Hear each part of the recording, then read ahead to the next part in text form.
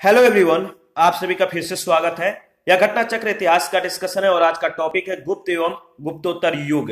तो चलिए स्टार्ट करते हैं। बहुत ही इंपॉर्टेंट टॉपिक है। देखिए, गुप्त वंश ने लगभग 275 से 550 ईस्वी तक शासन किया। इस वंश की स्थापना लगभग 275 ईस्वी में महाराज श्री गुप्त के द्वारा की गई थी। तो याद रखिएगा, गुप्त वंश की स्थापना लगभग 275 ईस्वी में महाराज श्री गुप्त के द्वारा की गई थी। किंतु गुप्त वंश का प्रथम शक्तिशाली शासक चंद्रगुप्त प्रथम था, जिसने 319 से 335 ईस्वी तक शासन किया। इसने अपनी महत्ता सूचित करने के लिए अपने पूर्वजों के विपरीत महाराजा धीराज की उपाधि धारण की। गुप्त संवत का प्रवर्तक चंद्रगुप्त प्रथम था। इसकी प्रारंभ तिथि 319 ईस्वी है। इतिहासकार विसेंट स्मिथ ने अपनी रचना अर्ली हिस्ट्री ऑफ इंडिया में समुद्रगुप्त की वीरता एवं विजयों पर मुग्ध होकर उसे भारतीय नेपोलियन की संज्ञा दी है। तो याद रखिएगा, भारत का नेपोलियन किसको कहा जाता है? तो समुद्रगुप्त को। और यह प्रश्न बहुत बार पूछे भी जा चुके हैं। इलाहाबाद का अशोक स्तंभ अभिलेख समुद्रगुप्त के शासन के बारे में सूचना प्रदान करता है। इस स्तंभ पर समुद्रगुप्त के संधि विग्रहिक हरिश्रेण ने संस्कृत भाषा में प्रशंसात्मक वर्ण प्रस्तुत किया है, जिसे प्रयाग प्रशस्ति कहा गया है। इसमें समुद्रगुप्त के विजयों का उल्लेख है। इस प्रशस्ति में समुद्रगुप्त के कुछ प्रशासनिक पदाधिकारियों के नाम मिलते हैं। वे हैं कौन कौन? तो संधि विग्रहिक, खाद टपाकिक, कुमारामात्य और महादंडनायक। अशोक निर्मित यह स्तंभ मूलतः कौशाम्बी में स्थित था, जिसे अकबर ने इलाहाबाद में स्थापित करवाया था। इस स्तंभ पर जहांगीर के आदेश हैं तथा बीरबल का भी उल्लेख है। गुप्त शासक चंद्रगुप्त द्वितीय विक्रमादित्य का एक अन्य नाम देवगुप्त मिलता है। इसका प्रमाण सांची एवं वाकाटक अभिलेखों से मिलता है। उसके अन्य नाम देवराज तथा देवश्री भी मिलते हैं। मेहरौली लेख के अनुसार चंद्र यानी चंद्रगुप्त द्वितीय ने विष्णु पद पर्वत पर विष्णु ध्वज की स्थापना कराई थी। दिल्ली में मेहरौली नामक स्थान से मेहरौली लौ स्तंभ लेख प्राप्त हुआ है, जो वर्तमान में कुतुब मीनार के समीप है। इसमें चंद्र नामक किसी राजा की उपलब्धियों का वर्णन किया गया है, जिसका समीकरण गुप्त वंशीय शासक चंद्रगुप्त द्वितीय से किया जाता है। गुप्त सम्राट चंद्रगुप्त द्वितीय विक्रमादित्य को शक विजेता कहा गया है। पश्चिम भारत के अंतिम शक राजा रुद्र सिंह थर्ड को चंद्रगुप्त द्वितीय विक्रमादित्य ने 5वीं सदी के प्रथम दशक में परास्त कर पश्चिमी भारत में शक सत्ता का उन्मूलन किया था। शकों को हराने के कारण चंद्रगुप्त विक्रमादित्य की एक अन्य उपाधि शकारी भी है। उसने इस उपलक्ष्य में चांदी के सिक्के भी चलाए। चांदी के सिक्के को गुप्त काल में रुपयक या रूपक कहा जाता था। चंद्रगुप्त द्वितीय विक्रमादित्य के कुशल शासन की प्रशंसा चीनी यात्री फायान ने भी की है। इनके नवरत्नों की प्रसिद्धि सर्वकालिक रही है। नवरत्नों में सर्वोत्कृष्ट महाकवि कालिदास थे। अगले क्रम पर महान चिकित्सक धन्वंतरी थे। तीसरे खगोल विज्ञानी वरामिहिर, चौथे कोशकार डिक्शनरी निर्माणकर्ता अमर सिंह, पांचवें वास्तुकार शंकु, छठे रत्न फलित ज्योतिषी छपड़क थे और इसी प्रकार सातवें विद्वान व्याकरणज्ञ वर रुचि और आठवें जादूगर वेताल भट्ट और नौवें रत्न घटकर पर महान कूटनीतिज्ञ थे। कुमार गुप्त प्रथम महेंद्रादित्य चंद्रगुप्त द्वितीय की पत्नी ध्रुव देवी से उत्पन्न बड़ा पुत्र था। इसके समय के गुप्तकालीन सर्वाधिक अभिलेख प्राप्त हुए हैं, जिनकी संख्या लगभग 18 है। विल्सन अभिलेख में कुमार गुप्त प्रथम तक गुप्तों की वंशावली प्राप्त होती है। बंगाल के 3 स्थानों से कुमार गुप्तकालीन ताम्रपत्र प्राप्त हुए हैं। ये हैं धंधे ताम्रपत्र, दामोदरपुर ताम्रपत्र और वैग्राम ताम्रपत्र। कुमार गुप्त की स्वर्ण, रजत तथा ताम्र मुद्राएं प्राप्त होती हैं। मुद्राओं पर उसकी उपाधियां महेंद्रादित्य, श्री महेंद्र, महेंद्र सिंह, अश्वमेघ महेंद्र आदि उत्कीर्ण मिलती है।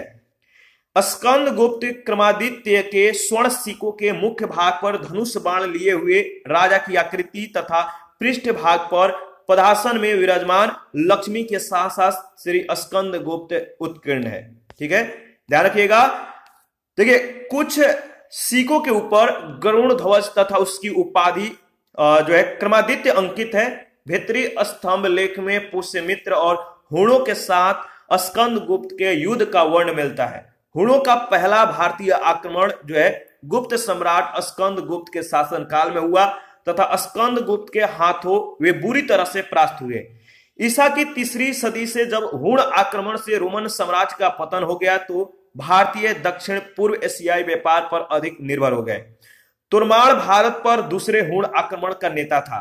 मध्य भारत के एरण नामक स्थान से वराह प्रतिमा पर खुदा हुआ उसका लेख मिला है, जिसे पता चलता है कि धन्य विष्णु उसके शासनकाल के प्रथम वर्ष में उसका सामंत था। मिहिर कुल हुण शासक तोरमाण का पुत्र तथा उत्तराधिकारी था। मिहिर कुल अत्यंत क्रूर एवं अत्याचारी शासक था। चीनी यात्री ह्वेनसांग तथा मंदसौर लेख के साक्ष्य से ज्ञात होता है कि सर्वप्रथम गुप्त नरेश नरसिंह गुप्त बलादित्य ने लगभग 528 ईस्वी या कुछ स्रोतों के अनुसार 495 ईस्वी में तत्पश्चात मालव नरेश यशोधर्मन के द्वारा मिहिर कुल को बुरी तरह से पराजित किया गया था। गुप्त काल में बंगाल में ताम्रलिप्ति एक प्रमुख बंदरगाह था। याद रखिएगा, गुप्त काल में बंगाल में ताम्रलिप्ति एक प्रमुख बंदरगाह था, जहां से उत्तर भारतीय व्यापार साथ ही दक्षिण पूर्वी एशिया, चीन, लंका, जावा, सुमात्रा आदि देशों के साथ व्यापार होता था। पश्चिमी भारत का प्रमुख बंदरगाह भृगुकक्ष यानी भड़ौच था, जहां से पश्चिमी देश है इसके साथ समुद्री व्यापार होता था।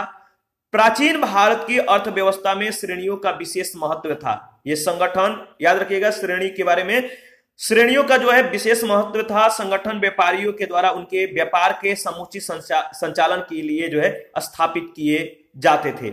श्रेणियों का अपने सदस्यों पर न्यायिक अधिकार होता था तथा श्रेणियों के द्वारा ही सदस्यों के वेतन, काम करने के नियमों, मानकों और कीमतों का निर्धारण किया जाता था। प्रत्येक श्रेणी का अपना एक प्रमुख होता था। राजा का श्रेणियों के संचालन में कोई हस्तक्षेप नहीं होता था। याद रखिएगा, श्रेणियों के संचालन में राजा का कोई हस्तक्षेप नहीं होता था। श्रेणियां अपने नियम स्वयं बनाती थी।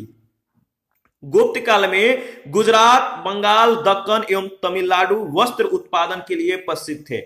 याद रखिएगा, गुजरात, बंगाल, दक्कन और तमिलनाडु गुप्त काल में वस्त्र उत्पादन के लिए प्रसिद्ध थे। वस्त्र उद्योग गुप्त काल का प्रमुख उद्योग था। गुप्त काल में अंतरराष्ट्रीय व्यापार के प्रमुख केंद्र ताम्रलिप्ति, भृगुकक्ष, अरिकामेडु, कावेरीपत्तनम, मुजिरिस प्रतिष्ठान, सुपारा और बारबेरिकम इसको ध्यान रखिएगा, जो प्रमुख केंद्र थे अंतरराष्ट्रीय व्यापार के। आयुर्वेद तथा चिकित्सा के क्षेत्र में प्राचीन भारत की चरम परिणति चरक एवं सुश्रुत में मिलती है। धनवंतरी चंद्रगुप्त सेकंड विक्रमादित्य के नवरत्नों में से एक थे। ये आयुर्वेद शास्त्र के प्रकांड पंडित थे। याद रखिएगा, भास्कराचार्य हैं, इनको भी ध्यान रखिएगा। भास्कराचार्य प्रख्यात खगोलज्ञ एवं गणितज्ञ थे। उन्होंने सिद्धांत शिरोमणि तथा लीलावती नामक ग्रंथों की रचना की। इन ग्रंथों में गणित तथा खगोल विज्ञान संबंधी विषयों पर प्रकाश डाला गया है। 5वीं सदी ईस्वी तक भारत में त्रिकोणमिति में जया, कोजया और उत्क्रम जया के सिद्धांत ज्ञात हो चुके थे। सूर्य सिद्धांत और आर्यभट्टीय में इनका उल्लेख है। 7वीं सदी में ब्रह्मगुप्त तथा ब्रह्मगुप्त इनके द्वारा चक्रीय चतुर्भुज के सिद्धांत का वर्ण मिलता है। ध्यान रखिएगा, समुद्रगुप्त की कुल 8 प्रकार की स्वर्ण मुद्राएं हमें प्राप्त होती हैं। ये है गरुड़, धनुधारी, चंद्रगुप्त वन का प्रकार, चक्र प्रकार, परशु, अश्वमेघ और व्याघ्र हनन, वीणावादन प्रकार। तो गुप्त काल में स्वर्ण मुद्रा को दिनार कहा जाता था। गुप्त काल में जो स्वर्ण मुद्रा था इसको दिनार कहा जाता था। चीनी यात्री फायान के अनुसार अगर बात करें तो लोग दैनिक क्रय विक्रय में कौड़ियों का प्रयोग करते थे। गुप्त शासकों के सिक्के उत्तर प्रदेश, बिहार, बंगाल, मध्य प्रदेश, राजस्थान, उड़ीसा में पाए गए हैं। सिक्कों का सबसे प्रसिद्ध प्राप्ति स्थल राजस्थान का भरतपुर यानी बयाना है। इनके द्वारा जारी किए गए चांदी के सिक्के रूपक कहलाते थे। गुप्त शासकों में चंद्रगुप्त प्रथम के द्वारा सर्वप्रथम सिक्के जारी किए गए। सती प्रथा का प्रथम अभिलेखीय साक्ष्य एरण से प्राप्त होता है। यह अभिलेख 510 ईस्वी का है, जिसमें गोपराज नामक सेनापति की स्त्री के सती होने का उल्लेख है। गुप्त साम्राज्य के पतन के कारण थे हुण आक्रमण, प्रशासन का सामंती ढांचा आदि। गुप्त काल में नगर क्रमिक पतन की ओर अग्रसर हुए। संपूर्ण गंगा घाटी में जो शहर पहले अत्यंत समृद्ध अवस्था में थे, उनसे अधिकांश को उनमें से अधिकांश को गुप्त काल में या तो त्याग दिया गया या वहां के आवासन में पर्याप्त विघटन हुआ। पाटलिपुत्र जैसा प्रमुख नगर वेनसांग के आगमन तक गांव बन गया था। मथुरा जैसा प्रमुख नगर एवं कुम्हरार, सोनपुर, सोहगौरा और उत्तर प्रदेश में गंगा घाटी के अनेक महत्वपूर्ण केंद्र इस काल में ह्रास के ही प्रमाण प्रस्तुत करते हैं। गुप्त काल में कला एवं साहित्य में हुई प्रगति के आधार पर इस काल को प्राचीन भारत का स्वर्ण युग कहा गया है। याद रखिएगा, गुप्त काल में कला एवं साहित्य में हुई प्रगति के आधार पर इस काल को प्राचीन भारत का स्वर्ण युग कहा जाता है। अजंता की 3 गुफाएं 16वीं, 17वीं और 19वीं गुप्त कालीन मानी जाती है। जो अजंता की 3 गुफाएं 16वीं, 17वीं और जो 19वीं हैं, ये गुप्त कालीन है। इनमें 16वीं तथा 17वीं गुफाएं बिहार और 19वीं जो गुफाएं हैं ये चैत्य हैं। गुप्त वंश के शासकों ने मंदिरों और जो है ब्राह्मणों को सबसे अधिक ग्राम अनुदान में दिए थे। गुप्त काल में जो लोग राजकीय भूमि पर कृषि करते थे उन्हें अपनी उपज का जो है एक भाग राजा को कर के रूप में देना पड़ता था, जो सामान्यतः षष्ठांश तक होता था। गुप्त अभिलेखों में भूमि कर को उद्रंग तथा भाग कर कहा गया है। तो याद रखिएगा, जो उद्रंग तथा भाग कर है ये भूमि कर है। प्राय सभी धर्मशास्त्रों में भूराजस्व की दर जो है उपज का 6ठा भाग थी। प्राचीन भारत में सिंचाई कर को विदक भागम अथवा उदक भाग कहा गया है। हिरण्य मौर्य काल में लिए जाने वाला नगद कर था। याद रखिएगा, हिरण्य मौर्य काल में लिए जाने वाला नगद कर था। गुप्त एवं गुप्तोत्तर काल में रेशम के लिए कौशे शब्द का प्रयोग होता था। 3री शताब्दी में वरांगल लोहे के यंत्रों या उपकरणों के लिए प्रसिद्ध था। गुप्त काल में लिखित संस्कृत नाटकों में स्त्री और शूद्र प्राकृतिक भाषा बोलते थे, जबकि उच्च वर्ण के लोग संस्कृत भाषा बोलते थे। शूद्रकृत मृक्ष कटिकम नामक रचना से गुप्तकालीन शासन व्यवस्था एवं नगर जीवन के विषय में रोचक सामग्री मिलती है। इस ग्रंथ में चारुदत्त नामक ब्राह्मण, सार्थवाह एवं एक गणिका की पुत्री वसंत सेना की प्रेम कथा को शब्दों का जो है रूप दिया गया है। ध्यान रखिएगा। देखिए, गुप्त साम्राज्य की शासन व्यवस्था राजतंत्रात्मक थी। मौर्य शासकों के विपरीत गुप्त वंशी शासक अपनी दैवीय उत्पत्ति में विश्वास करते थे। गुप्त शासकों ने भूमिदान की परंपरा को विस्तारित किया। गुप्त प्रशासन का स्वरूप केंद्रीकृत न होकर संघात्मक था। गुप्त राजा अनेक छोटे राजाओं का राजा होता था। सामंत एवं प्रांतीय शासक अपने अपने क्षेत्रों में नितांत स्वतंत्रता का अनुभव करते थे। शतरंज का खेल भारत में गुप्त काल के दौरान उद्भूत हुआ था, जहां इसे चतुरंग के नाम से जो है जाना जाता था। भारत से यह ईरान, इसके बाद यूरोप में यह पहुंचा। प्रवरसेन प्रथम, इसका जो समय है 275 से 335 ईस्वी है।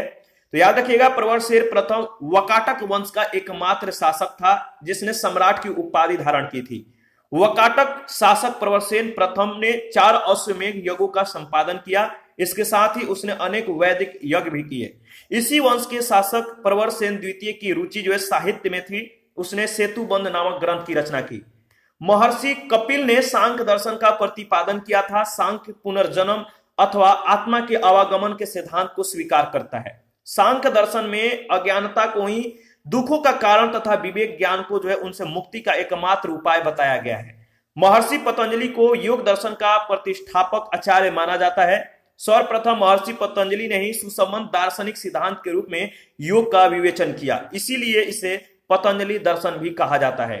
नव्य न्याय संप्रदाय का प्रवर्तन मिथिला के आचार्य गंगेश उपाध्याय की युग प्रवर्तक कृति तत्व चिंतामणि से हुआ और इसके संवर्धन के लिए बंगाल के नवद्वीप के न्यायिक वासुदेव सार्वभौम, निरीतिकार रघुनाथ शिरोमणि तथा मथुरानाथ जगदीश गदाधर भट्टाचार्य सुप्रसिद्ध हैं। भारतीय दर्शन में चरवाक दर्शन जड़वादी या भौतिकवादी विचारधारा का पोषक है। इस दर्शन का जो आदर्श है आप यहां देख सकते हैं।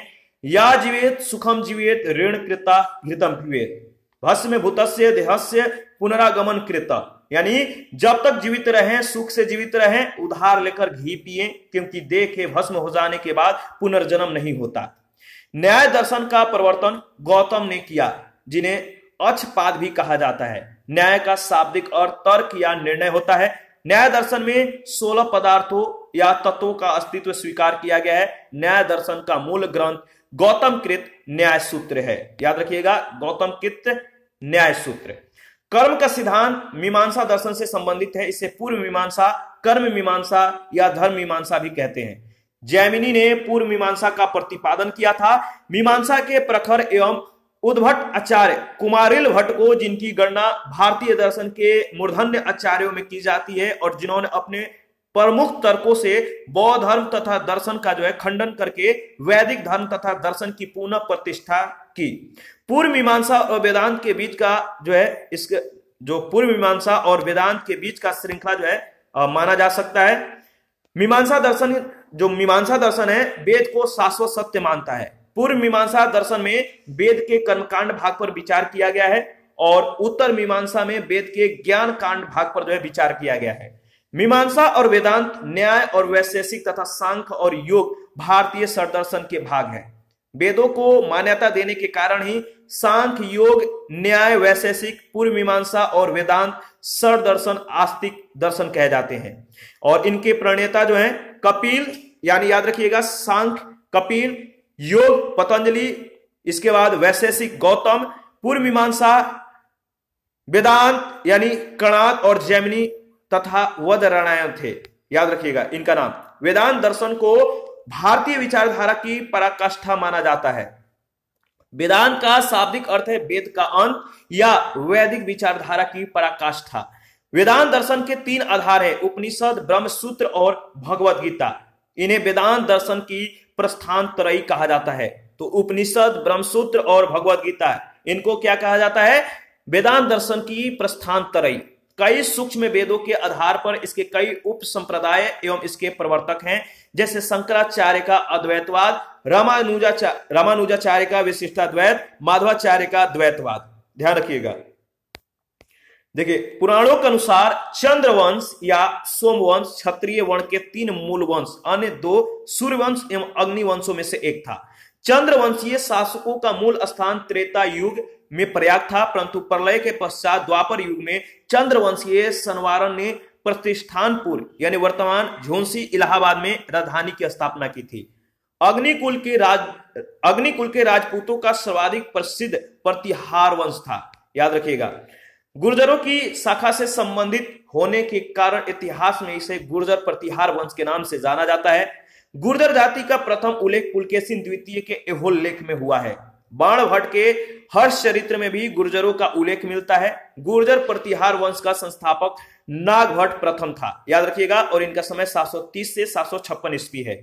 ग्वालियर अभिलेख से पता चलता है कि उसने मलेच्छ शासक की विशाल सेना को नष्ट कर दिया था, जो संभवतः सिंध का अरब शासक था, और इस प्रकार नागभट्ट ने अरबों के आक्रमण से पश्चिम भारत की रक्षा भी की थी। राष्ट्रकूट वंश की स्थापना 736 ईस्वी में दंती दुर्ग ने की।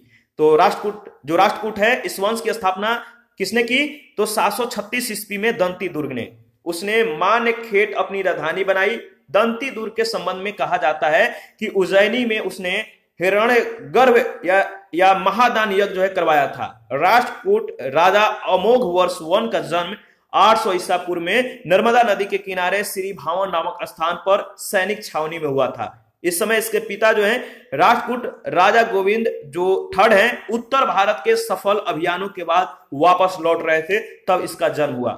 मौखरी गुप्तों के सामंत थे, जो मूलतः गाया के निवासी थे। मौखरी वंश के शासकों ने अपनी राजधानी कनौज बनाई।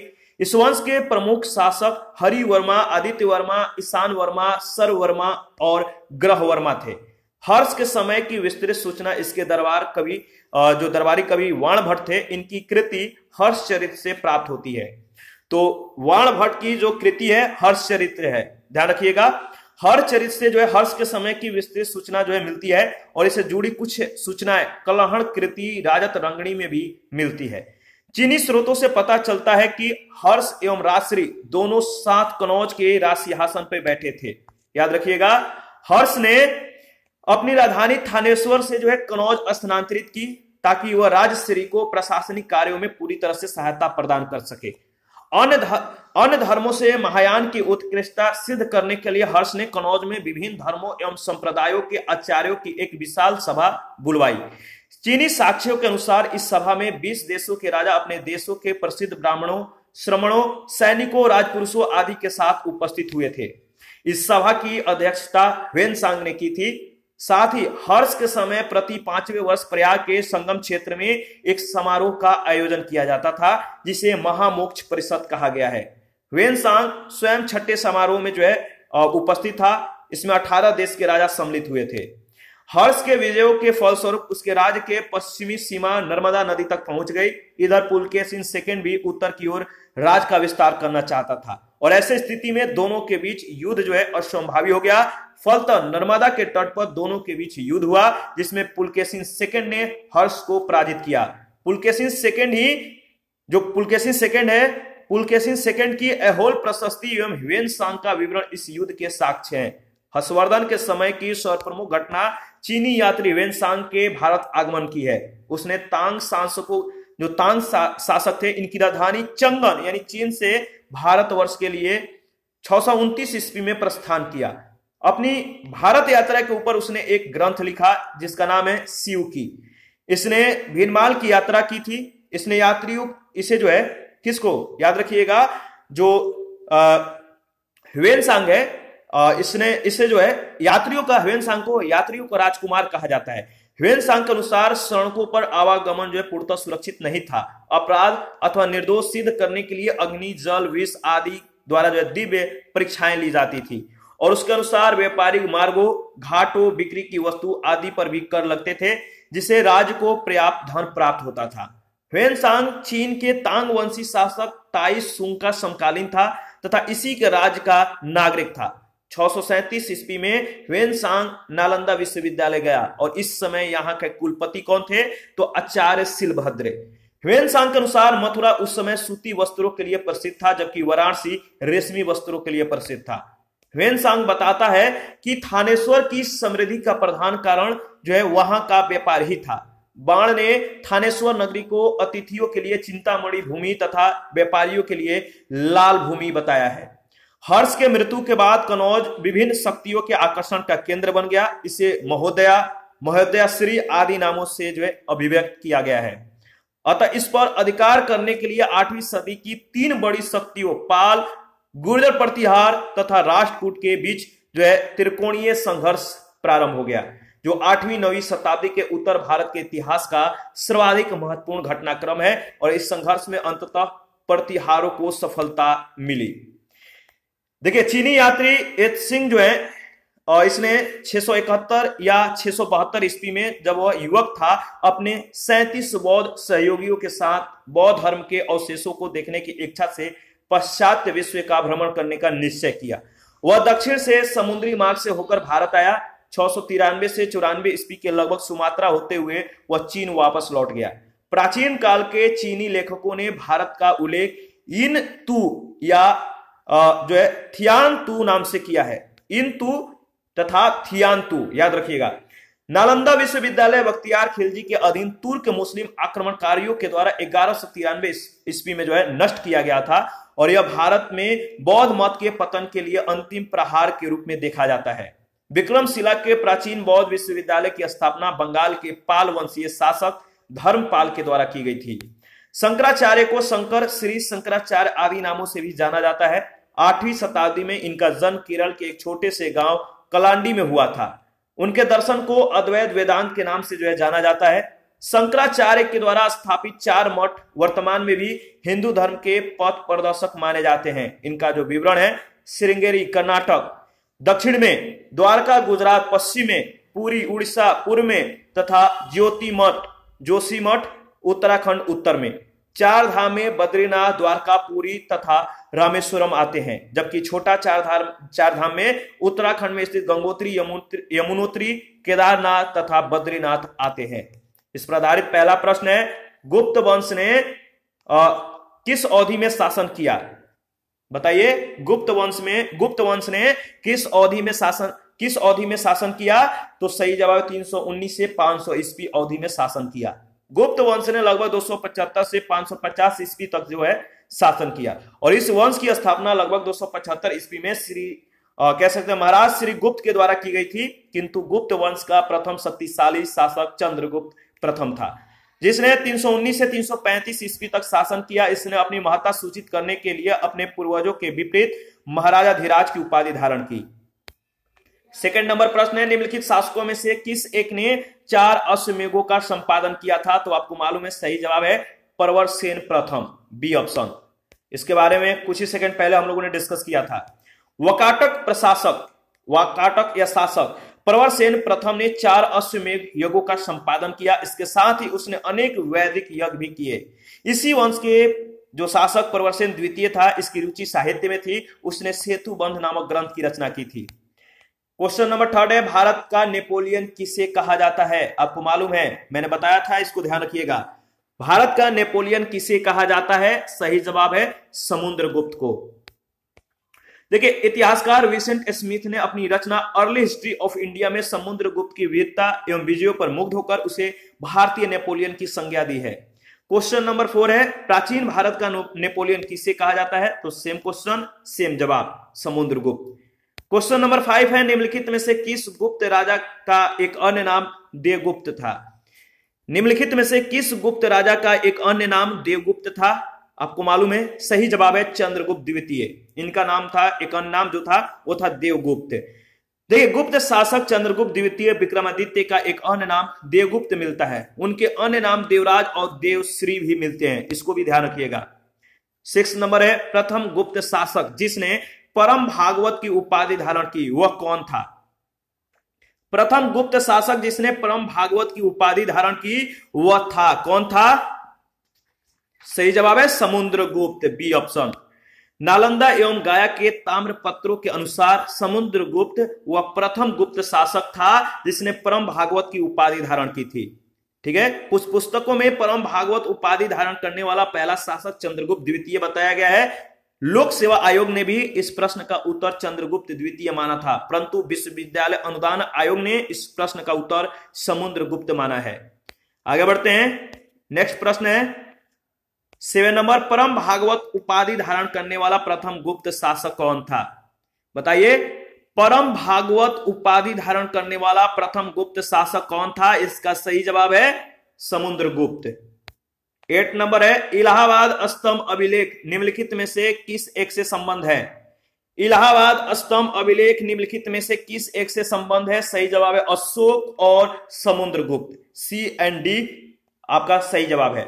इलाहाबाद का अशोक स्तंभ अभिलेख पर समुद्रगुप्त, इसका जो समय 335 से 375 ईस्वी, तो समुद्रगुप्त के शासन के बारे में भी सूचना प्रदान करता है। जो इलाहाबाद का अशोक स्तंभ अभिलेख है समुद्रगुप्त के शासन के बारे में सूचना प्रदान करता है। इस स्तंभ पर समुद्रगुप्त के संधि विग्रहिक हरिसेन ने संस्कृत भाषा में प्रशंसात्मक वर्ण प्रस्तुत किया है, जिसे प्रयाग प्रशस्ति कहा जाता है, और इसमें समुद्रगुप्त के विजयों का भी उल्लेख है। क्वेश्चन नंबर 9 है, इलाहाबाद का अशोक स्तंभ किसके शासन के बारे में जो है सूचना प्रदान करता है? इलाहाबाद का अशोक स्तंभ किसके शासन के बारे में सूचना प्रदान करता है? तो सही जवाब है समुद्रगुप्त के, डी ऑप्शन। क्वेश्चन नंबर 10 है, प्रयाग प्रशस्ति किसके सैन्य अभियान के बारे में जानकारी देती है? तो आपको मालूम है, इसका सही जवाब क्या होगा? सही जवाब है समुद्रगुप्त। आगे बढ़ते हैं, समुद्रगुप्त के प्रयाग प्रशस्ति में कौशल के शासक का क्या नाम था? समुद्रगुप्त के प्रयाग प्रशस्ति में कौशल के शासक का क्या नाम था? तो सही जवाब है महेंद्र, सी ऑप्शन। आगे बढ़ते हैं, नेक्स्ट है, अच्छा इसके बारे में 2-3 लाइन है, पहले देख लेते हैं। प्रयाग प्रशस्ति की 19वीं और 20वीं पंक्तियों में दक्षिणा पथ के 12 राज्यों और उनके राजाओं के नाम मिलते हैं। प्रयाग प्रशस्ति से ज्ञात होता है कि कौशल का राजा महेंद्र था। दक्षिणापथ के राज्यों को समुद्रगुप्त ने पहले जीता, किंतु फिर ग्रहण मोक्षानुग्रह नीति के तहत जो है कृपा कर उन्हें स्वतंत्र कर दिया। 12 नंबर प्रश्न है, समुद्रगुप्त के प्रयाग प्रशस्ति वाले स्तंभ पर निम्नलिखित में से किसका लेख मिलता है? समुद्रगुप्त के प्रयाग प्रशस्ति वाले स्तंभ पर निम्नलिखित में से किसका लेख मिलता है? सही जवाब है जहांगीर का, यानी ए ऑप्शन। देखिए, प्रयाग प्रशस्ति समुद्रगुप्त के विषय में समुद्रगुप्त के विषय में जो है जानकारी का एक महत्वपूर्ण स्रोत है। जो प्रयाग प्रशस्ति है समुद्रगुप्त के विषय में जानकारी का एक महत्वपूर्ण स्रोत है। इसकी रचना समुद्रगुप्त के संधि विग्रहक सचिव हरिसेन ने, याद रखिएगा हरिसेन ने की थी। कनिंघम के मतानुसार यह लेख मूलतः कौशांबी में खुदवाया गया था। अकबर ने इसे कौशांबी से मंगवाकर इलाहाबाद के किले में स्थापित करवाया। इस पर जहांगीर का एक लेख, रानी का अभिलेख और अशोक के द्वारा कौशांबी के महामात्रों को संघ भेद रोकने के लिए जो है निर्देश भी उत्कीर्ण है। 13 नंबर है, पृथ्वी प्रथम वीर उपाधि थी। पृथ्वी प्रथम वीर उपाधि थी? सही जवाब है समुद्रगुप्त की। याद रखिएगा, जो प्रथम वीर उपाधि थी पृथ्वी व्या, प्रथम वीर उपाधि समुद्रगुप्त की थी। इतिहासकार तेजराम शर्मा ने अपनी पुस्तक political history of the imperial Gupta's में उल्लेख किया है कि समुद्रगुप्त ने जो है अश्वमेध यज्ञ किए थे, जिसके बाद उसने पृथ्वी व्यामा प्रतिरथ की उपाधि ग्रहण की, जिसका अर्थ होता है ऐसा व्यक्ति जिसका पृथ्वी पर कोई प्रतिद्वंदी ना हो, पृथ्वी का प्रथम वीर। ठीक है। और उत्तर प्रदेश लोक सेवा आयोग ने अपने संशोधित उत्तर पत्र में इस प्रश्न को मूल्यांकन से बाहर कर दिया था। 14 नंबर है, पहला इसमें कथन दिया गया है कि हरिसेन समुद्रगुप्त के जो है दरबार का प्रसिद्ध कवि था। क्या यह सही है? समुद्रगुप्त के हरिसेन जो है समुद्रगुप्त के दरबार का प्रसिद्ध कवि था। क्या यह सही है या गलत है? देखिए, यह बिल्कुल सही है। दूसरा कथन है उसने देवी चंद्रगुप्तम महाकाव्य की रचना की। गलत है। वह प्रयाग प्रशस्ति का भी रचयिता था, तो यह बिल्कुल सही है। पहला और तीसरा आपका बिल्कुल सही कथन है और इसका सही जवाब होगा डी ऑप्शन। इलाहाबाद स्तंभ पर समुद्रगुप्त के संधि विग्रहिक एवं कवि हरिसेन ने संस्कृत भाषा में प्रशंसात्मक वर्ण प्रस्तुत किया है, जिसे प्रयाग प्रशस्ति कहा गया है। इसमें समुद्रगुप्त के विजयों का उल्लेख है। देवी चंद्रगुप्तम नाटक की रचना जो है विशाख दत्त ने की है और इसे गुप्त वंशी शासक रामगुप्त के विषयों में सूचना जो है प्राप्त होती है। तो याद रखिएगा, इसका जो सही जवाब होगा ध्यान दीजिएगा और आगे बढ़िए। 15 नंबर प्रश्न है, सूची 1 सूची 2 के साथ आपको मिलान करना है। ठीक है। क्वेश्चन नंबर 15, सूची 1 सूची 2 के साथ आपको मिलान करना है। धनंजय, इसका संबंध मतलब बताइए, उसके राज कौन है धनंजय का? तो सही जवाब है कुस्तलपुर। इसका सही जवाब होगा ए का 3। नीलराज, इसका जो राज है वह अमुक्त यानी बी का 1।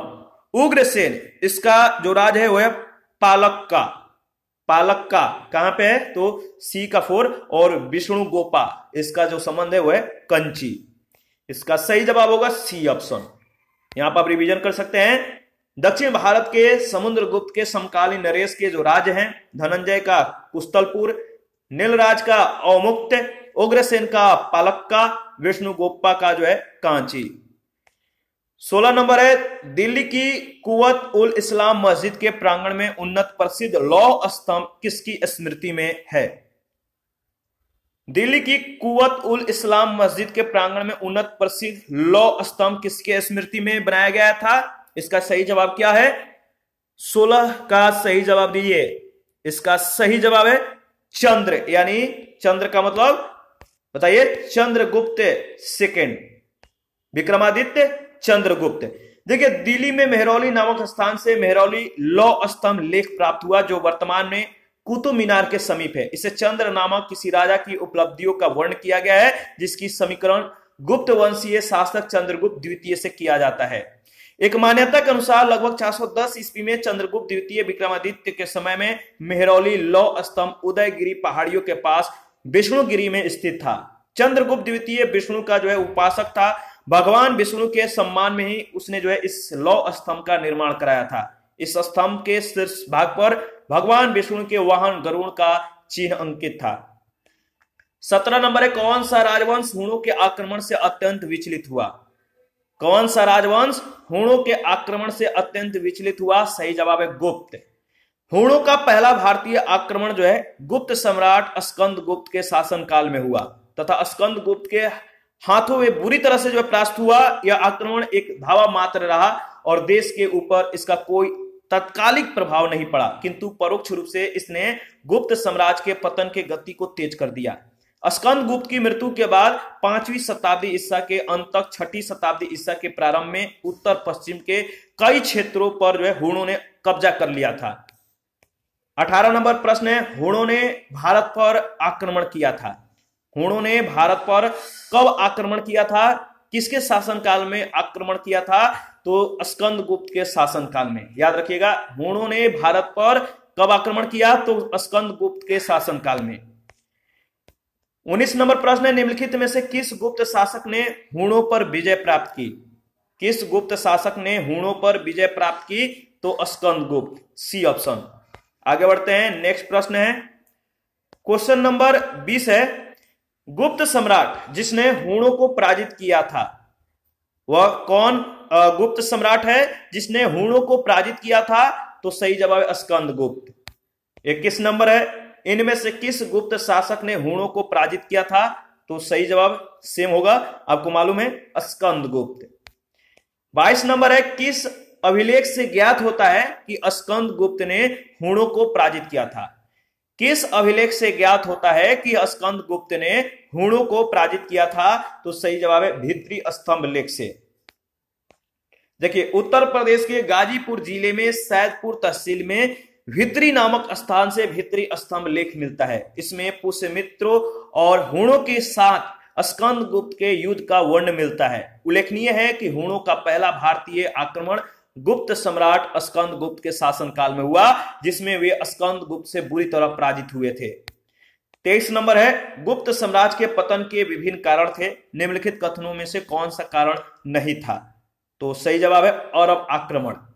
यह नहीं था, मतलब कि निम्नलिखित कारणों में से जो 4 कारण हैं उन कारणों में से जो डी है अरब आक्रमण, यह जो है कारण नहीं था, तो ध्यान रखिएगा। देखिए, गुप्त साम्राज्य के पतन के प्रश्नगत कारणों में से अरबों का भारत पर आक्रमण इसके लिए उत्तरदायी नहीं था। भारत पर अरब आक्रमण गुप्तों के पतन के बाद बहुत बाद पूर्व मध्यकाल में हुआ था, ध्यान रखिएगा। आगे बढ़ते हैं, नेक्स्ट प्रश्न है, प्रश्न संख्या 24, शक विजेता किसे जाना जाता है? शक विजेता के रूप में किसे जाना जाता है? तो सही जवाब है चंद्रगुप्त द्वितीय को। देखिए, याद रखिएगा, गुप्त सम्राट चंद्रगुप्त द्वितीय विक्रमादित्य को शक विजेता कहा गया है। पश्चिम भारत के अंतिम शक राजा रुद्रसिंह सेकंड को चंद्रगुप्त द्वितीय विक्रमादित्य ने 5वीं सदी के प्रथम दशक में परास्त कर पश्चिमी भारत में शक सत्ता का उन्मूलन किया था। शकों को हराने के कारण चंद्रगुप्त विक्रमादित्य की एक अन्य उपाधि सकारी भी है। उसने इस उपलक्ष्य में जो है चांदी के सिक्के भी चलवाए। उस चांदी के सिक्के का क्या नाम था, आपको मालूम है? कमेंट करके बताइए। रजत सिक्के जारी करने वाला प्रथम गुप्त शासक कौन था? रजत सिक्के जारी करने वाला प्रथम गुप्त शासक कौन था? इसका सही जवाब है चंद्रगुप्त द्वितीय, सी ऑप्शन। देखिए, रजत सिक्के जारी करने वाला प्रथम गुप्त शासक चंद्रगुप्त द्वितीय विक्रमादित्य था, जिसको गुप्त काल में रुपया कहा जाता था। चंद्रगुप्त द्वितीय ने शक मुद्राओं के ही अनुकरण पर रजत मुद्राओं को उत्कीर्ण करवाया था। 26 नंबर है, प्रसिद्ध चीनी यात्री फाहियान ने किसके शासनकाल में भारत की यात्रा की? प्रसिद्ध चीनी यात्री फाहियान ने किसके शासनकाल में भारत की यात्रा की? सही जवाब है चंद्रगुप्त सेकंड के समय काल में या शासनकाल में। चंद्रगुप्त द्वितीय विक्रमादित्य के शासनकाल में चीनी यात्री फाहियान ने 399 ईस्वी से 412 ईस्वी तक भारत के विभिन्न स्थानों का भ्रमण किया। 27 नंबर प्रश्न है, निम्नलिखित में से कौन सा सही सुमेलित नहीं है? 27 नंबर प्रश्न में पूछा गया है, निम्नलिखित में से कौन सा सही सुमेलित नहीं है? इसका सही जवाब होगा प्रभावती गुप्ता का संबंध उदयगिरी गुहा अभिलेख से दिया गया, जो कि सही सुमेलित नहीं है, तो ध्यान रखिएगा। इसके बारे में देख लेते हैं। देखिए, जो कुमार गुप्त है, ठीक है, कुमार गुप्त फर्स्ट, इनका जो संबंध है मंदसौर अभिलेख से है। पतिक का संबंध तक्षशिला अभिलेख, चंद्रगुप्त द्वितीय का उदयगिरी गुहा अभिलेख और समुद्रगुप्त का संबंध एरन अभिलेख। प्रभावती गुप्ता का जो है उदयगिरी से कोई अभिलेख नहीं प्राप्त हुआ है, ध्यान रखिएगा। 28 में सूची 1 सूची 2 के साथ जो है आपको मिलान करना है। तो बताइए इसका सही जवाब क्या होगा? सूची 1 सूची 2 के साथ मिलान करिए।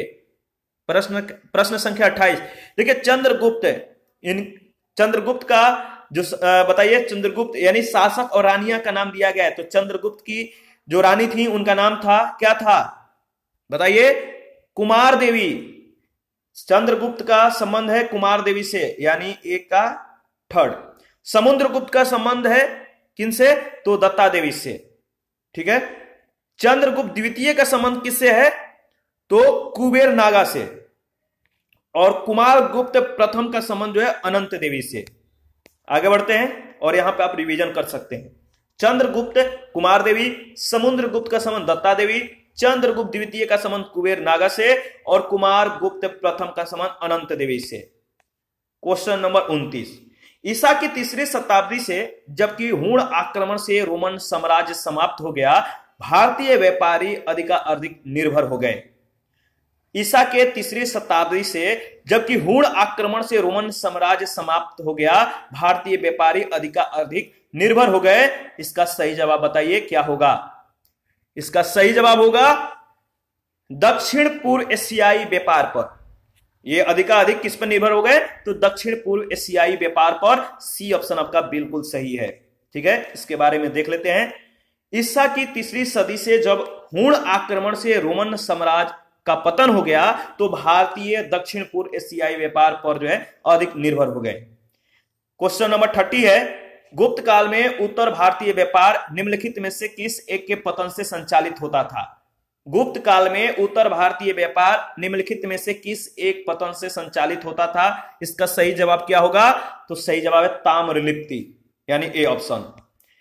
गुप्त काल में ताम्रलिप्ति बंगाल का एक प्रमुख बंदरगाह था, जहां से उत्तर भारतीय व्यापार दक्षिण पूर्व एशिया, चीन, लंका, जावा, सुमात्रा आदि देशों के साथ होता था। पश्चिमी भारत का प्रमुख बंदरगाह भृगु कक्ष यानी भड़ौच था, जहां से उत्तर भारत का पश्चिमी देशों के साथ समुद्री व्यापार होता था। गुप्त काल में उत्तर भारत का सर्वाधिक व्यापार दक्षिण पूर्व एशिया से होता था। इस काल का प्रमुख बंदरगाह ताम्रलिप्ति था, परंतु अन्य बंदरगाह जैसे भड़ौच, कल्याण, काम्बे आदि से भी उत्तर भारतीय व्यापार मतलब कि होता था। और देखिए याद रखिएगा, भड़ौच, कल्याण, काम्बे, इससे संबंधित आगे प्रश्न आपको मिलेंगे। ठीक है, तो कंफ्यूज नहीं होना है। 31 में प्रश्न वही पूछा गया है, निम्नलिखित में से कौन सा बंदरगाह गुप्त काल में उत्तर भारतीय व्यापार के लिए उपयोग किया जाता था? निम्नलिखित में से कौन सा बंदरगाह गुप्त काल में उत्तर भारतीय व्यापार के लिए प्रयोग किया जाता था? इसका सही जवाब होगा ई ऑप्शन। ठीक है, ध्यान रखिएगा। यहां पर आप देख सकते हैं कि जो अन्य बंदरगाह है भड़ौच, कल्याण, काम्बे आदि से उत्तरी भारतीय व्यापार होता था। उपयुक्त प्रश्न में सर्वाधिक उपयुक्त उत्तर जो है ताम्रलिप्ति होगा। यदि विकल्प में उपयुक्त सभी विकल्प होता तो सटीक उत्तर आपका उपयुक्त सभी होता। ध्यान रखिएगा, इसलिए आपका ई ऑप्शन सही है। 32 नंबर है, भारत ने दक्षिण पूर्व एशिया के साथ अपने प्रारंभिक सांस्कृतिक संपर्क तथा व्यापारिक संबंध बंगाल के खाड़ी के पार बना रखे थे। निम्नलिखित में कौन सी बंगाल के खाड़ी के इस उत्कृष्ट आरंभिक समुद्री इतिहास की सबसे विश्वसनीय व्याख्याएं हो सकती हैं? पहला है, प्राचीन काल तथा मध्यकाल में भारत के पास दूसरों के तुलना में अति उत्तम पोत निर्माण तकनीकी उपलब्ध थी। क्या यह सही है? इसके संदर्भ में आपको बताना है कि जो विश्वसनीय जो व्याख्याएं हैं इन 4 ऑप्शनों में से कौन हो सकता है? तो देखिए पहला जो है सही नहीं है। ठीक है, बी में कह रहा है कि इस उद्देश्य के लिए दक्षिण भारतीय शासकों ने व्यापारियों, ब्राह्मण पुजारियों और बौद्ध भिक्षुओं को सदा संरक्षण दिया। बंगाल के खाड़ी में चलने वाली मानसूनी हवाओं ने समुद्री यात्राओं को जो है सुगम बना दिया था। इसका सही जवाब होगा सी ऑप्शन। ध्यान रखिएगा। देखिए, भारत ने दक्षिण पूर्व एशिया के साथ अपने आरंभिक संस्कृत संपर्क तथा व्यापारिक संबंध बंगाल के खाड़ी के पार बना रखे थे। इसका प्रमुख कारण बंगाल के खाड़ी में चलने वाली मानसूनी हवाओं के द्वारा समुद्री यात्रा का सुगम होना था। 33 नंबर प्रश्न है, प्राचीन भारत में देश की अर्थव्यवस्था में अत्यंत महत्वपूर्ण भूमिका निभाने वाली श्रेणी संगठन के संदर्भ में निम्नलिखित में से कौन से कथन सही है? तो श्रेणी के संदर्भ में हम लोगों ने डिस्कस किया था, इसका सही जवाब क्या होगा आप बताइए। देखिए, श्रेणी पहला जो है, प्रत्येक श्रेणी राज्य की एक केंद्रीय प्राधिकरण के साथ पंजीकृत होती थी और प्रशासनिक स्तर पर राजा उनका प्रमुख होता था। यह पहला जो कथन है बिल्कुल गलत है। राजा जो है इनमें हस्तक्षेप नहीं करता था, हम लोगों ने डिस्कस किया था। श्रेणी ही जो है वेतन, काम करने के नियम, मानकों और कीमतों को सुनिश्चित करती थी, बिल्कुल सही है। श्रेणी का अपने सदस्यों पर न्यायिक अधिकार होता था, यह भी सही है। तो दूसरा और तीसरा यानी सी ऑप्शन आपका बिल्कुल सही है। ठीक है, यहां पे फिर से रिवीजन कर लेते हैं। देखिए, प्राचीन भारत की अर्थव्यवस्था में श्रेणियों का विशेष महत्व था। यह संगठन व्यापारियों के द्वारा उनके व्यापार के समुचित संचालन के लिए जो है स्थापित किए जाते थे। श्रेणियों का अपने सदस्यों पर न्यायिक अधिकार होता था। श्रेणियों के द्वारा ही सदस्यों के वेतन, काम करने के नियम, मानकों और कीमतों का निर्धारण किया जाता था। प्रत्येक श्रेणी का अपना एक प्रमुख होता था। राजा का श्रेणियों के संचालन में कोई हस्तक्षेप नहीं होता था, याद रखिएगा। श्रेणियां जो है अपने नियम स्वयं बनाती थी। स्थानीय प्रशासन में भी श्रेणियों को जो है काफी महत्व प्राप्त होता था।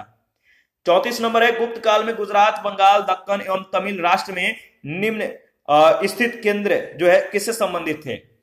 गुप्त काल में गुजरात, बंगाल, दक्कन और तमिल राष्ट्र में स्थित केंद्र जो है किससे संबंधित थे? तो सही जवाब है वस्त्र उत्पादन से। हम लोगों ने इसके बारे में डिस्कस किया था। देखिए, गुप्त काल में गुजरात, बंगाल, दक्कन और तमिलनाडु जो है वस्त्र उत्पादन के लिए प्रसिद्ध थे, ध्यान रखिएगा। और वस्त्र उद्योग जो है गुप्त काल का प्रमुख उद्योग भी था। 35 नंबर है, विशाख दत्त के प्राचीन भारतीय नाटक मुद्रा राक्षस की विषय वस्तु क्या है? विशाख दत्त के प्राचीन भारतीय नाटक मुद्रा राक्षस की विषय वस्तु क्या है? इसका सही जवाब दीजिए। सही जवाब है चंद्रगुप्त मौर्य के समय में राज दरबार की दुर्भिक्ष संधियों के बारे में जो है इसका विषय वस्तु है, तो डी ऑप्शन। देखिए, जो डॉक्टर केपी जायसवाल हैं, इन्होंने विशाख दत्त को चंद्रगुप्त मौर्य का समकालीन बताया है। उनके नाटक मुद्रा राक्षस से चंद्रगुप्त मौर्य के कृत्यों पर प्रकाश पड़ता है। इसमें चंद्रगुप्त मौर्य के समय में राज दरबार की दुर्भिक्ष संधियों का जो है वर्णन किया गया है। क्वेश्चन नंबर 36, निम्नलिखित में से कौन गुप्त काल में अपनी आयुर्विज्ञान विषयक रचना के लिए जाना जाता है? तो बताइए, निम्नलिखित में कौन गुप्त काल में अपनी आयुर्विज्ञान विषयक रचना के लिए जाना जाता है? तो ध्यान रखिएगा, इसका सही जवाब जो होगा, देखिए जो दिया गया है डाउटफुल है, क्योंकि एक से अधिक इसका सही जवाब होना चाहिए था। सुश्रुत को किसका पूछा गया है? तो गुप्त काल में पूछा गया है। तो देखिए इसका सही जो है जो सही ऑप्शन होना चाहिए नहीं दिया गया है, डाउटफुल है। सुश्रुत को शल्य क्रिया का जो है जनक कहा जाता है, ठीक है, और काशी के रहने वाले थे। इनका काल लगभग 600 ईसा पूर्व माना जाता है। सौनक जो है ऋग्वेद कालीन ऋषि थे। शूद्रक गुप्त कालीन नाटकार यानी साहित्यकार थे, और सौमिल गुप्त कालीन नाटकार है जिसे कालिदास ने भास और कवि पुत्र के साथ याद किया है। और इस प्रकार गुप्त काल में औषधि के क्षेत्र में उपयुक्त में से किसी ने कार्य नहीं किया था, इसलिए इसका सही जवाब जो होगा उपयुक्त में से कोई नहीं होना चाहिए था, ठीक है। बिहार लोक सेवा आयोग ने अपने प्रारंभिक उत्तर पत्रक में जो है इसके उत्तर विकल्प जो है एक को माना है। चूंकि देखिए गुप्त काल का जो प्रारंभ है 275 एडी यानी श्री गुप्त से प्रारंभ होता है, और जो सुश्रुत के मान्य काल यानी 600 बीसी से 1500 बीसी से यानी करीब 1000 वर्ष बाद का है। इसीलिए सुश्रुत को गुप्त काल के समकालीन मानना जो है औचित्यपूर्ण नहीं है। 37 में भी वही प्रश्न पूछा गया, इनमें से कौन गुप्त काल में औषधि के क्षेत्र में अपने कार्य के लिए जाने जाते हैं? तो इसका सही जवाब होगा ई। देखिए इसमें ई ऑप्शन दिया गया है, उपयुक्त में से कोई नहीं, ठीक है, तो इसका सही जवाब होगा ई ऑप्शन। 38 है, निम्नलिखित में से किसका प्राचीन भारत के आयुर्वेद शास्त्र से संबंध नहीं है? बताइए किसका जो संबंध है प्राचीन भारत के आयुर्वेद शास्त्र से नहीं है? वो है आपका भास्कराचार्य। भास्कराचार्य जो है देखिए धन्वंतरी जो है चंद्रगुप्त सेकंड विक्रमादित्य के नवरत्नों में से एक थे। ये आयुर्वेद शास्त्र के प्रकांड पंडित थे। चरक और सुश्रुत भी आयुर्वेद के विख्यात विद्वान थे। चरक कनिष्क के राजवैद्य थे जिन्होंने चरक संहिता की रचना की थी, जबकि भास्कराचार्य प्रख्यात खगोलज्ञ एवं गणितज्ञ थे। उन्होंने सिद्धांत शिरोमणि और लीलावती नामक ग्रंथों की रचना की। इन ग्रंथों में गणित तथा खगोल विज्ञान संबंधी विषयों पर जो प्रकाश डाला गया है। 39 है, लीलावती के लेखक कौन है? तो आपको मालूम है, सही जवाब होगा भास्कराचार्य। आगे बढ़ते हैं। देखिए लीलावती की रचना जो है प्रसिद्ध भारतीय गणितज्ञ और खगोल शास्त्री भास्कराचार्य ने की थी। यह गणित विषयों का जो है महत्वपूर्ण ग्रंथ है और संस्कृत भाषा में काव्यात्मक शैली में श्लोकबद्ध है। वस्तुतः लीलावती भास्कराचार्य के द्वारा रचित ग्रंथ सिद्धांत शिरोमणि का एक भाग है। 40 नंबर है, प्राचीन कालीन भारत में हुई वैज्ञानिक प्रगति के संदर्भ में कौन से कथन सही है? 4 कथन दिया गया है, आपको बताना है प्राचीन कालीन भारत में हुई वैज्ञानिक प्रगति के संदर्भ में कौन सा कथन सही है।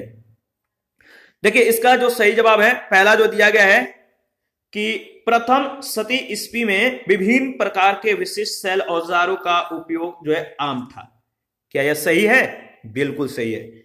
दूसरा है कि तीसरी शती ईस्वी के आरंभ में मानव शरीर के आंतरिक अंगों का प्रत्यारोपण शुरू हो चुका था। क्या यह सही है? तो नहीं, दूसरा सही नहीं है। तीसरा, 5वीं शती ईस्वी में कोण के जया का सिद्धांत ज्ञात था, बिल्कुल, और 7वीं शती ईस्वी में चक्रीय चतुर्भुज का सिद्धांत ज्ञात था, यह भी सही है। पहला, तीसरा और चौथा बिल्कुल सही है, यानी सी ऑप्शन। प्राचीन काल के वैज्ञानिक प्रगति के संदर्भ में उल्लेखनीय रहा। इस काल में प्रथम शताब्दी ईस्वी जो प्रथम शताब्दी ईस्वी है, यहां तक जो है सल क्रिया में काम आने वाले विभिन्न प्रकार के उपकरणों का उपयोग होता था, किंतु उस काल या उसके बाद अंग प्रत्यारोपण संभव नहीं हो सका था। गुप्त काल में गणित के क्षेत्र में जो है, ध्यान रखिएगा, उल्लेखनीय प्रगति हुई। 5वीं शताब्दी ईस्वी तक जो है भारत में त्रिकोणमितियों में जया, कोजया और उत्क्रम जया के सिद्धांत ज्ञात हो चुके थे। सूर्य सिद्धांत और आर्यभट्टीय में इनका जो है उल्लेख है। 7वीं सदी जो है, इसमें ब्रह्मगुप्त के द्वारा चक्रीय चतुर्भुज के सिद्धांत का वर्ण मिलता है। ठीक है, और इसी के साथ आज का सेशन समाप्त करते हैं। नेक्स्ट सेशन में प्रश्न संख्या 41 से स्टार्ट करेंगे। आप अपना प्रतिक्रिया जरूर दीजिए। आपके प्रतिक्रियाओं का हमें बेसब्री से इंतजार रहता है। जिन लोगों ने Telegram channel, Telegram quiz group, Facebook page, Instagram को ज्वाइन नहीं किया है तो देखिए वीडियो के डिस्क्रिप्शन बॉक्स में उसका लिंक है, आप ज्वाइन कर सकते हैं। और जिन लोगों को घटना चक्र का पीडीएफ चाहिए, आप हमें कमेंट कर सकते हैं। थैंक यू, मिलते हैं नेक्स्ट सेशन में।